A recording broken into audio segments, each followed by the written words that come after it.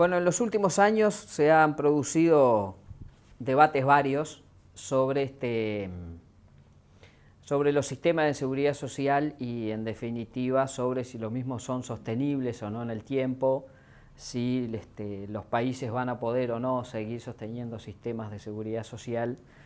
y, en definitiva, la protección social que la población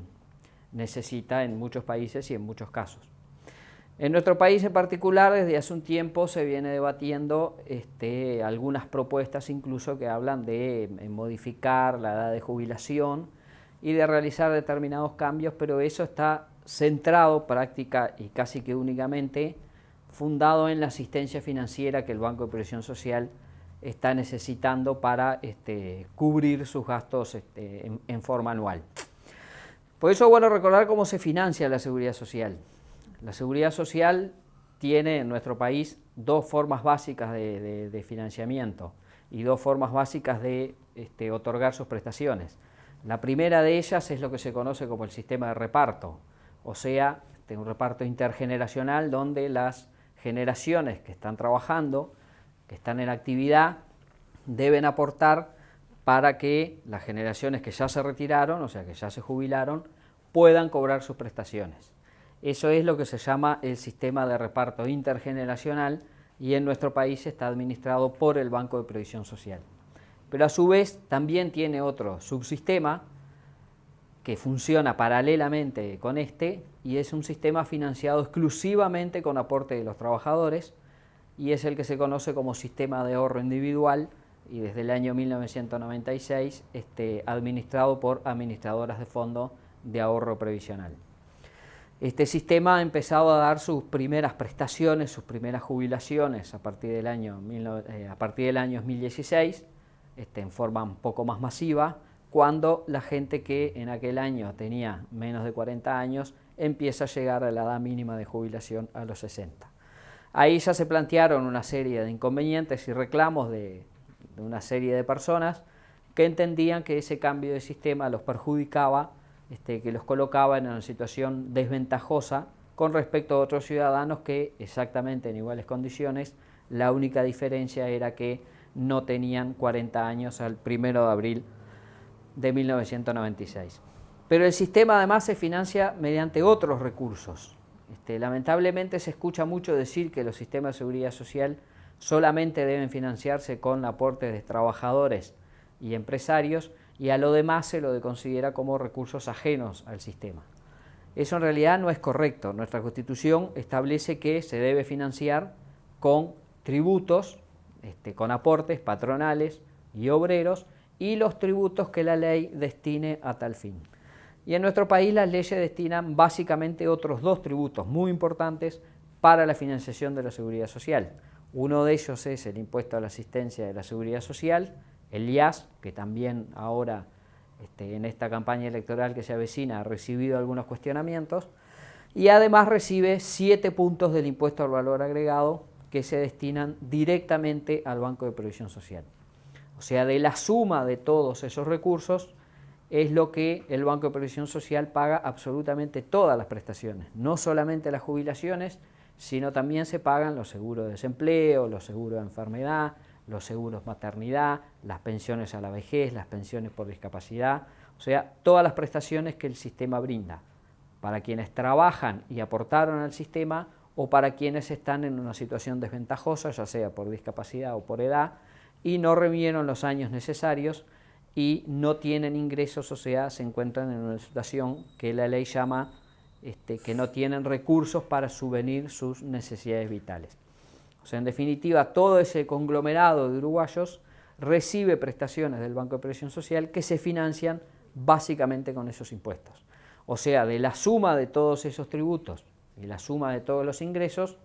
hay una diferencia que es cuando el Estado debe asistir financieramente al Banco de Previsión Social, que es lo que se ha conocido por ahí como el déficit de la seguridad social. Este déficit ha venido creciendo en estos últimos años, sin perjuicio que está lejos de las situaciones más graves que ha vivido en años anteriores y que ya motivaron una reforma como fue la del año 1996. O sea, la asistencia financiera que debía tener el sistema por aquellos tiempos, por la década de los 90, mediados de la década de los 90, fue lo que determinó que tuviera que hacerse una reforma o que se hiciera o se planteara una reforma que en definitiva se terminó aplicando a partir de ese año. Luego hubo una nueva reforma en el año 2008, pero esta ya no fue motivada por falta de recursos del sistema, sino que fue motivada básicamente porque una serie de personas o una cantidad importante de uruguayos nunca iba a poder cumplir esos requisitos que se exigían para poder jubilarse. Por eso se flexibilizaron algunos requisitos y eso permitió que un montón de uruguayos pudieran acceder a prestaciones que de otra manera nunca iban a poder acceder. O sea, esa segunda reforma del año 2008 no está motivada en razones económicas, sino que está motivada en razones de protección, o sea, la posibilidad de que muchos compatriotas pudieran acceder a una prestación. Y ahora nuevamente el tema de la reforma del sistema está planteado, y una vez más está planteado básicamente en función de los números del Banco de Previsión Social, porque se entiende que esta situación financiera que atraviesa la Seguridad Social, o mejor dicho, el subsistema administrado por el BPS, no podría tolerarse por mucho tiempo o podría continuar creciendo de una manera tal que se vuelva insostenible para las finanzas del país. Por eso es bueno saber mínimamente cómo se conforma lo que se llama déficit, que en realidad es una asistencia financiera. Ahí hay una serie de ingresos que el Banco de Previsión Social debe pagar por los tributos que le dan, que es una cantidad importante de dinero. Eso podríamos decir que es un déficit más bien administrativo o casi que artificial, porque en realidad no obedece a falta de aportes o a demasiadas prestaciones, sino que es puramente un tema administrativo. Y después tenemos parte del déficit también, está motivado de la asistencia financiera por una serie de exoneraciones que la Constitución da en algunos casos y otros casos da la ley. Pero en definitiva tampoco es un problema ni de gestión del sistema ni de la planificación del sistema, sino porque esas exoneraciones son, en algunos casos decía constitucionales y otras cosas, y en otros casos brindadas por los gobiernos como forma de incentivar cierto tipo de actividades económicas. Por lo tanto, ese tipo de exoneraciones deberían sí ser directamente solventadas por el Estado central y no ser computadas en los egresos del Banco de Previsión Social. El resto de esa asistencia financiera sí básicamente está dado por el crecimiento de algunas prestaciones en base a la flexibilización del año 2008. Flexibilización que permitió bajar en parte la pobreza en la cual podían estar sumidos o se iban a sumir muchos uruguayos si no se establecía esa reforma. Por lo tanto, las reformas que se plantean hoy o que se van a hablar hoy deberían orientarse primero que nada a cuáles son los recursos que va a tener el sistema y si los uruguayos vamos a tener que pagar o no